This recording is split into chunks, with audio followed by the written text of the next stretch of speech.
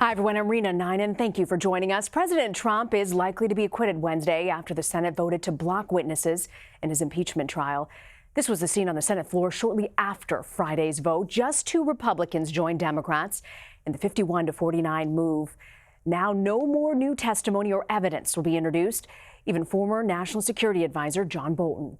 Bolton's new book reportedly claims that the president personally ordered him to withhold aid from Ukraine 2 months before Mr. Trump's July phone call with the country's president. But that wasn't enough to convince most GOP lawmakers to hear what he has to say. Ben Tracy is traveling with the president in West Palm Beach, Florida, and has more on the historic day. Yeah, please do. A confident Senate Majority Leader Mitch McConnell left the Capitol last night after beating back a last-ditch effort by Democrats to call new witnesses. I send an amendment to the desk to subpoena John R. Bolton. Republicans held firm on all the key votes. Mr. Alexander. No. With only Susan Collins of Maine and Utah's Mitt Romney siding with the Democrats to hear more evidence. I know you're the greatest deliberative body in the world, but not even you can deliberate in a trial without witnesses. The House managers hope to subpoena former National Security Advisor John Bolton, who says he's willing to testify. According to the New York Times, Bolton's upcoming book describes a meeting in the Oval Office last May in which President Trump personally pushed Bolton to help pressure the Ukrainians to dig up dirt on his political rivals. That meeting was just days after Joe Biden announced he was running for president. The Times also reported that one of the president's lead attorneys, Pat Cipollone, may have been a witness himself to the pressure campaign. President Trump denies Bolton's allegations. So here you have the president saying John Bolton is not telling the truth. Let's find out. Let's put John Bolton under oath. But the president's attorneys argued that hearing from any witnesses would be a waste of time. There's no need for that, because these articles of impeachment on their face are defective. Yet even some Republican senators who plan to vote to acquit the president believe he did something wrong. Senator Lamar Alexander acknowledges the president withheld U.S. aid, at least in part, to pressure Ukraine to investigate the Bidens. And Florida Republican Marco Rubio said, just because actions meet a standard of impeachment does not mean it is in the best interest of the country to remove a president from office. I still hope they'll do the right thing and vote to convict. Now, that final vote to convict or acquit the president will take place at 4 o'clock in the afternoon on Wednesday. The president gives the State of the Union address on Tuesday night, and Senator Lindsey Graham, one of the president's biggest supporters, he said the president would be wise not to mention impeachment during that speech. I want to bring in our panel, Anita Kumar in Washington, David Lightman in Rockville, Maryland, and Jessica Levinson in Los Angeles. Anita's a White House correspondent and associate editor for Politico. David, a national political and congressional correspondent for McClatchy, and Jessica, a professor at Loyola Law School. So, Anita, I want to kick it off with you. The president's in Mar-a-Lago for the weekend. Is he comfortable with the fact that his trial will now be drawn out until about Wednesday? Well, I think that the White House and the president very much wanted it to be over on Friday night, but I think there was some realization that the Democrats might push to drag it out a little bit longer, and so they were sort of fine with that. It does make it very awkward that he gives the State of the Union address on Tuesday night, so there are going to be a lot of people looking to see whether he talks about impeachment or what that looks like. There are some people thinking that are close to the president that perhaps he'll give this speech, this unifying speech, what he hopes is unifying, and that some of the Democrats might decide on Wednesday that they will vote against these articles of impeachment, that there's still some hope that there might be a few people that he could peel off. You know, David, the focus really was on Republican Senators Lisa Murkowski and Senator Lamar Alexander, who at one point seemed to be on the fence for witnesses, but ultimately voted no. Do we have a sense of what went into their decision?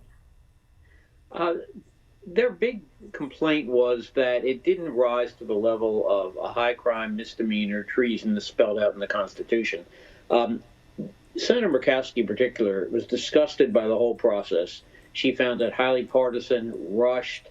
Senator Alexander made the point about, again, it didn't rise to that level. He too made the point that this was all partisan and hurried. Of course, that begs the question, then why not hear from witnesses? But they just felt that although the president's actions were inappropriate, it didn't hit that level. One of the things Senator Alexander said that was interesting is that, you could charge 40 different presidents with abuse of power. You can't use that club lightly. So in the end, he decided no witnesses. David, I'm curious, behind the scenes, how influential was Senate Majority Leader Mitch McConnell to try and convince the two to vote no and to block these witnesses?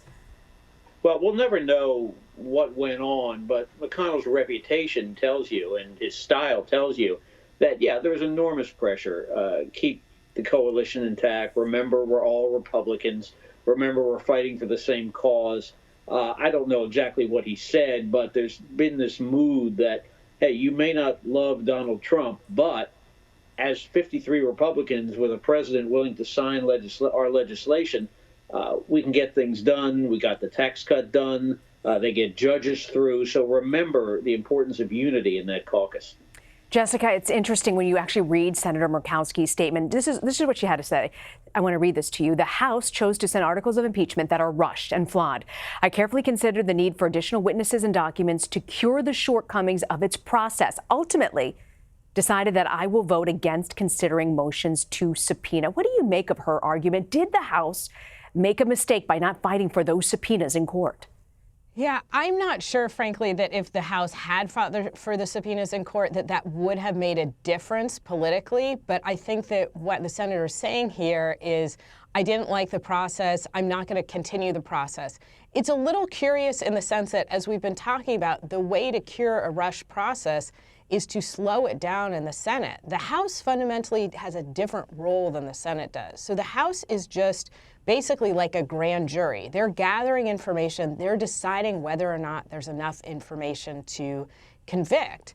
And then, to indict, and then they hand it to the Senate for the trial. So it's not like if you had witnesses in the House, then that is a substitute for witnesses in the Senate during the trial.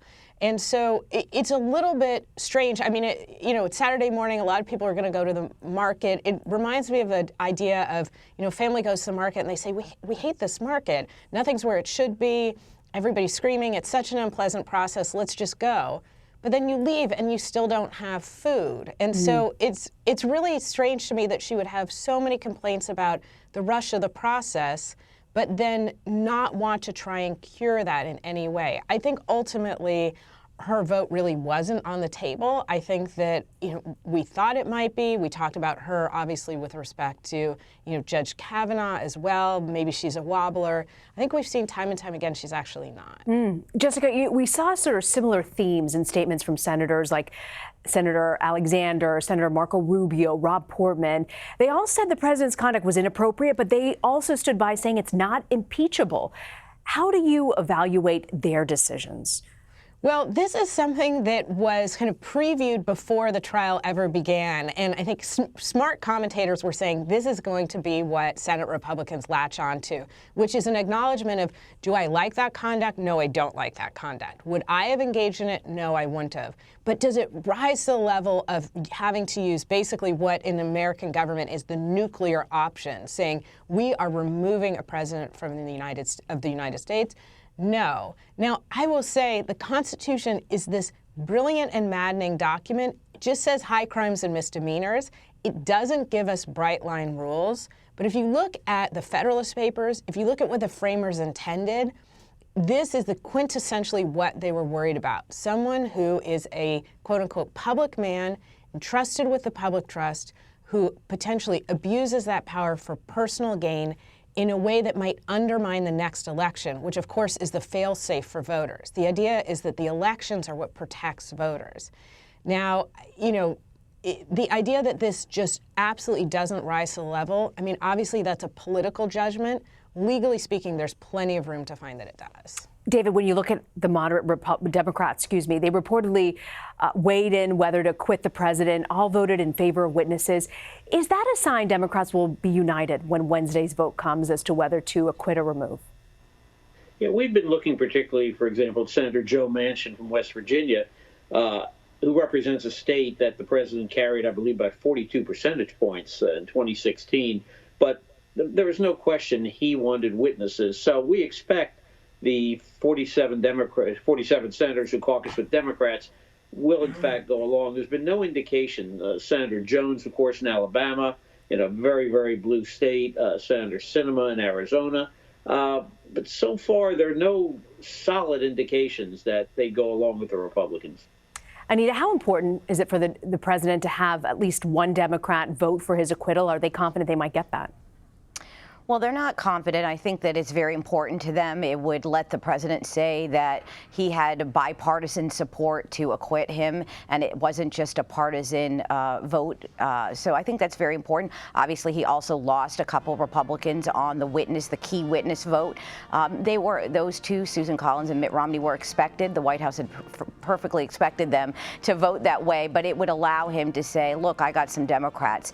Remember, he very much has been touting what the House vote was, and with the House vote, some of the Democrats broke, and voted with him. So he's been talking about that and very happy with that. So they'll be looking to that, but there's no indication really at this point, one way or another, whether he'll get that. As I mentioned earlier, there's some thinking at the White House that, hey, maybe some of these Democrats will see the State of the Union address on Tuesday and really get to thinking about, unifying the country and not voting that way. Anita, I'm curious if folks in the White House were concerned at all with this Quinnipiac University poll from earlier this week showing 75% of independents wanted witnesses to testify. Are they at all worried? Does it bother them at all, the perception of an unfair trial, how it might impact his reelection? And what about other Republicans who are also up for reelection? Is this really a concern for them? Yeah, the number was very striking. It was very high. And there was a lot of chatter about that poll. And I think a lot of Republicans were talking about it and thinking about it. In the end, though, the White House and the president's advisors have sort of taken a little bit of a risk here that, it's 10 months before the election. There's a lot of time for a lot of other things to happen. Impeachment eventually is going to go away. And so that there's time for other things to take hold and for this to fade. I mean, that sounds sort of naive, except for what we've seen the last 3 years, right? I mean, there's multiple news stories a day. So many things happen. I think that they're thinking people won't care. Eventually, people will forget. I'm curious, Jessica, what precedent will this impeachment trial set for future impeachment trials? And what does it also mean for Chief Justice John Roberts? Yeah, well, for Chief Justice John Roberts, I think he stayed very much on brand. I think he was the person who was probably most excited to not walk into the room. As I've said, I think if he could have walked into the room and thrown a little invisibility cloak over himself, he really would have been thrilled by that prospect. We only saw him weigh in a couple of times. He basically said, remember to be polite. Another time he didn't read a question from Senator Rand Paul, presumably because it might have revealed the identity of the whistleblower. And then at the end, he said, I just want to remind you, I'm a judge. I have a different role. I'm not an elected official. I'm not going to put my thumb on the scale and break a tie-breaking vote if there is one. And so this is very much vintage John Roberts. There was a lot of discussion of, is he going to take an active role? Is he going to, put his foot down and say, we care about the rule of law? And the answer is he followed in the footsteps of his mentor, Chief Justice Rehnquist, who presided over the Clinton trial, who famously said, my role was to do nothing and I did it very well. Now, with respect to precedent, luckily we don't have a ton of precedent when it comes to impeachment of United States presidents. I mean, this should be very rare. The framers intended it to be rare. The precedent we have now, I think, is unfortunate because it indicates that the most important thing really is how many people in the Senate chambers have an R next to their name, how many people in the Senate chamber have a D next to their name. Not great legal precedent about fact-finding, not hearing from any witnesses, not great legal precedent in terms of the process that was involved. At this point, it's way too soon to say whether or not this is the beginning of a theme or if this was a one-off. David, we've been following sort of what folks are tweeting, and it was hard to ignore on Saturday morning House Speaker Nancy Pelosi's tweet.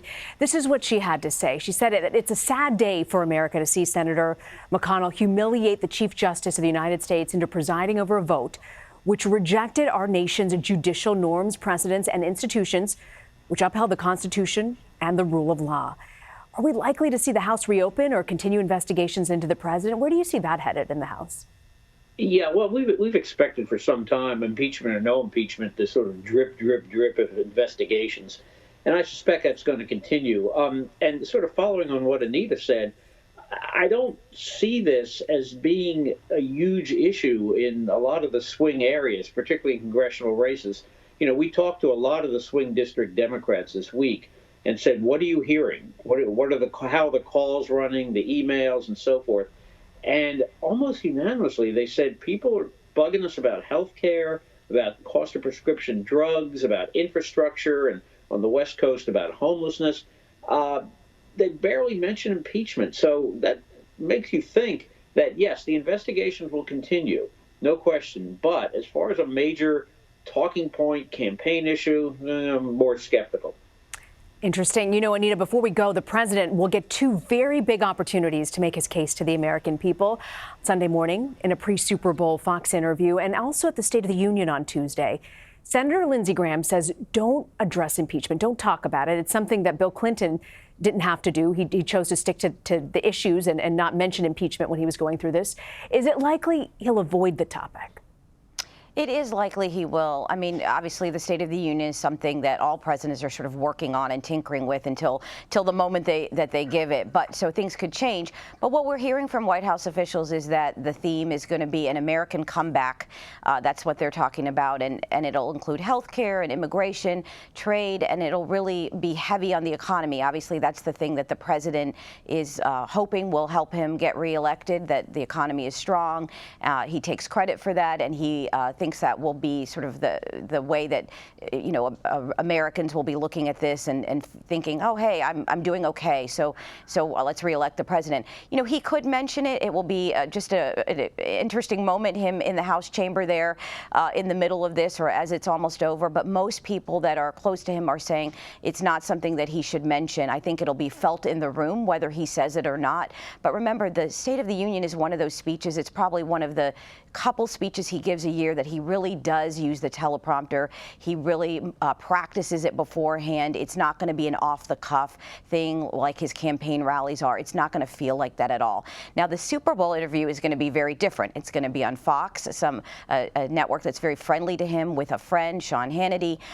He could be asked any number of things, and I think he'll really go at the Democrats there. So the messages at those two different events and two different interviews are going to be very, very different. Anita Kumar, David Lightman, and Jessica Levinson, thank you all.